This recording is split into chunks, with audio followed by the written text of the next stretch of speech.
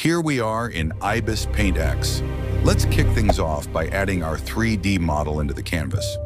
By the way, if you want to learn how to pose like this using just your phone, I've already made a tutorial. Links are in the description. Now our model needs a face, and I'm using Natalie Dormer's. Why? Because she looks cool and slightly mysterious. Perfect for this character. But we won't be needing the original image anymore, so let's just delete it like it owes us money. Next up, we're doing a rough sketch of the clothes, just like this. I added a little cut on the sides for some extra flair. Yeah, I know it's not in the original design, but creative freedom is a beautiful thing. Now let's clean up that sketch using the lasso fill tool. You can use whatever tool you're comfortable with. No judgment here. She also has this thing wrapped around her waist, so let's get that done quickly. 3, 2, 1. And it's done. Look at that, it's actually coming together. Now we need to shade the whole outfit to make it look realistic. First, I'm dropping the opacity so we can see the body underneath. It helps a lot while shading, unless you've got X-ray vision, which I sadly do not. I'm blocking out the form underneath to give the clothes a bit of their 3D structure. Don't worry if it looks rough right now. Ugly stages are part of the process. Now for the fun part, shading. I'm using this brush because it gives a nice grainy texture.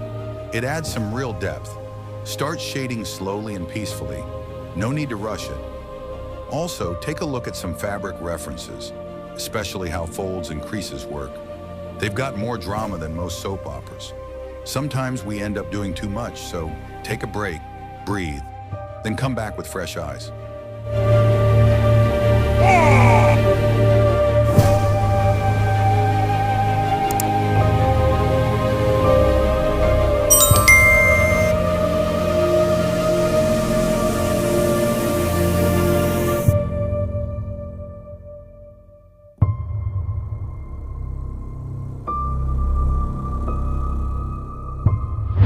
Painting in these tiny details on the side that no one will notice. But hey, it's about the principle. One section done, one more to go. Let's drop in some shadows right here, and that's looking much better. Now it's time to merge the layers for coloring, but before that, a quick check. All right, merging the layers one by one. Then I'm creating a new layer, setting the blending mode to overlay, and painting some green on it. Same goes for the next part. It's looking good, but wait, she needs her weapon. Let's drop the crossbow into her hands. Just need to match that angle right. I lowered the opacity so I can erase the parts we don't need and make it look like she's actually holding it. Doing the same thing for the other areas, adding a few shadows here and there to blend it in naturally.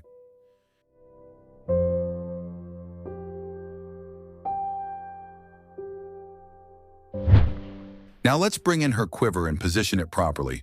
First, I'm desaturating it completely, then adjusting brightness and contrast. After that, I grab the same color, make a new layer, set it to overlay, and paint over it. I'll repeat the same for the rest of the parts.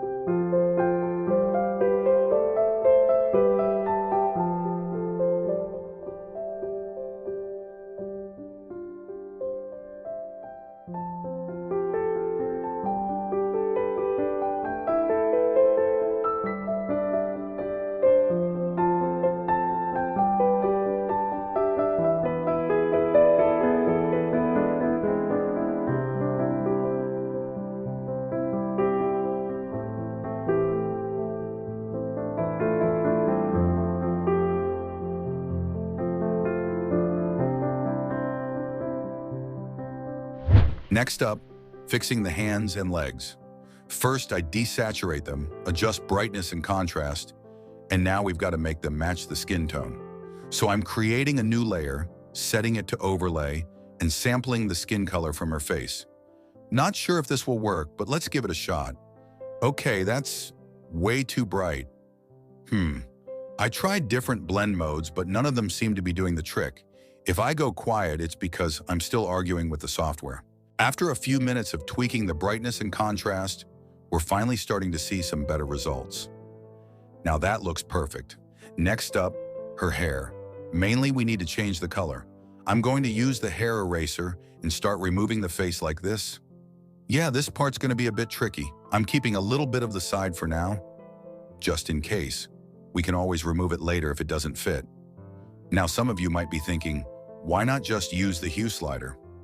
Well, as you can see, that gives us this greenish mess we definitely don't want. So instead, I'm pulling the saturation all the way down and adjusting brightness and contrast manually. The hair still looks kind of messy and low quality though, so I'm using a hair smudge brush to gently smudge here and there. Not too much, just enough.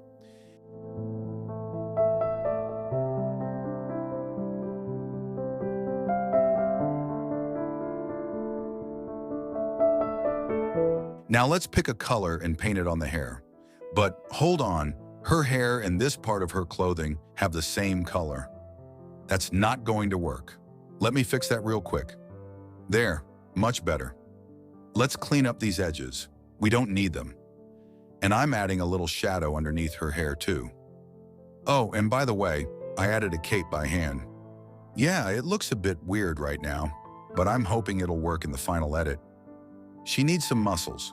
The 3D model made her look a little too noodly, so using the liquify tool, I'm giving her a bit of muscle. Not overdoing it though. We don't want her looking like she just walked out of a protein shake commercial.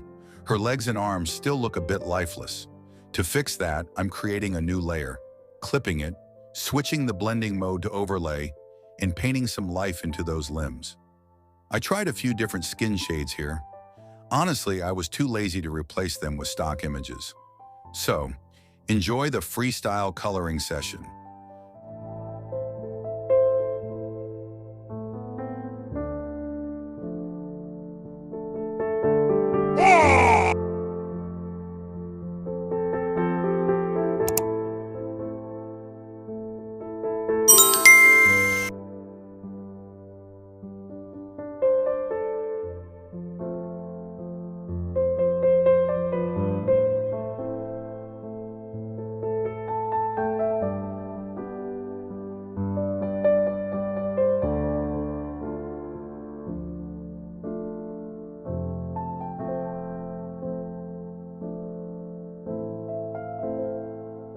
Now I'm painting some shadows underneath her clothes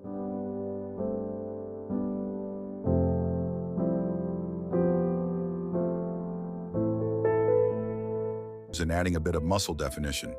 You can see it's starting to look less like a 3D model.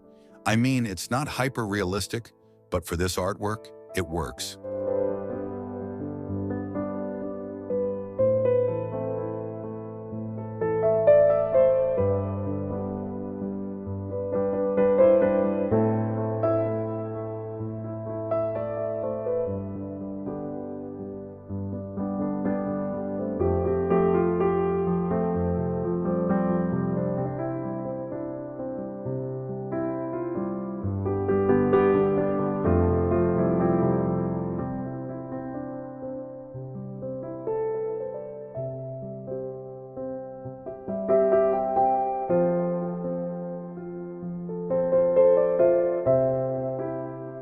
Let's do her nails.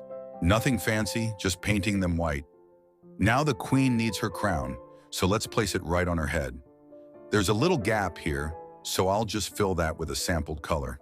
And of course, we can't forget to add shadows. Otherwise, it'll look like it's floating off her head.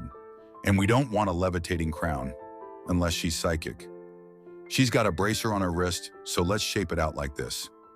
I'm painting in shadows to give it a nice 3D curve, added a metal texture to make it pop, and tighten the sides so it doesn't look flat. A bit of brightness and contrast correction here, and to top it off, a few highlights.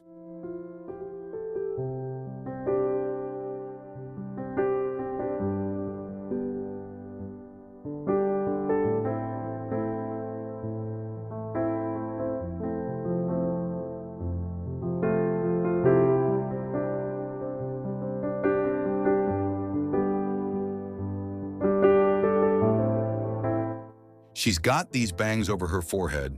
I'm just painting them in. And to be honest, they look kind of weird. I did some brightness and contrast tweaks, but yeah, not my favorite part. And I think we're finally done with the character design. Hopefully I didn't miss anything. So, what do you guys think? In my opinion, it came out pretty good.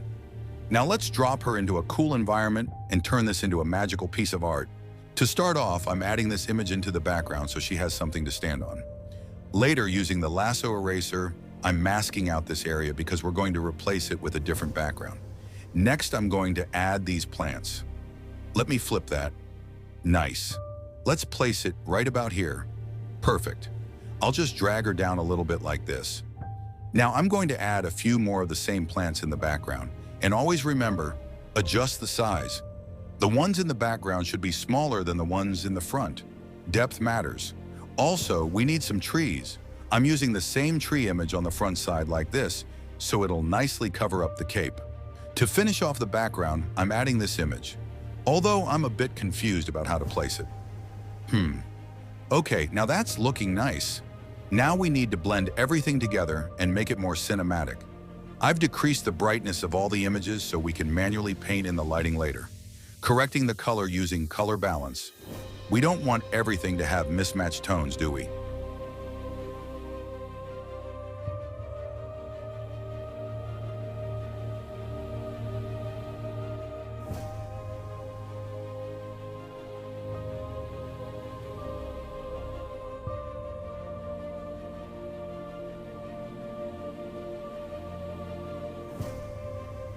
Next up, smoke. I'm using my custom-made smoke brush for this.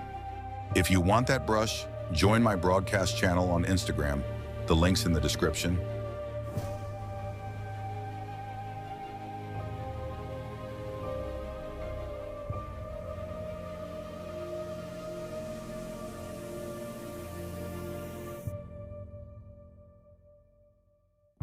Now, painting some lighting on her face to make it pop.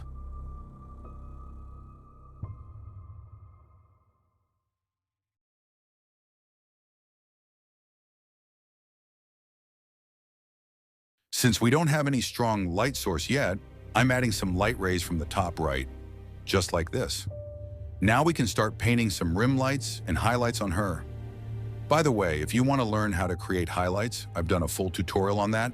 Check the links in the description.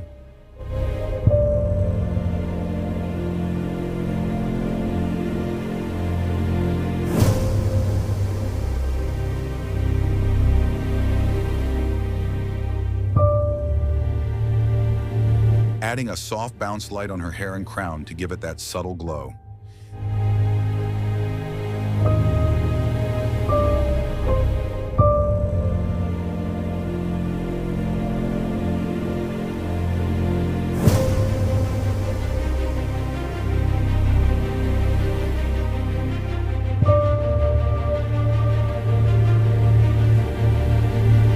This front portion looked kind of weird, so I decided to duplicate these flowers and place them on the right side too.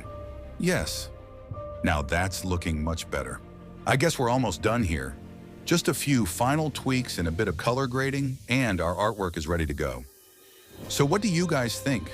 Personally, I feel like the color grading could be better, but hey, let me know your thoughts in the comments. And if you enjoyed this video, don't forget to like, share, and subscribe to support the channel. I'll see you in the next one. Until then, take care and bye.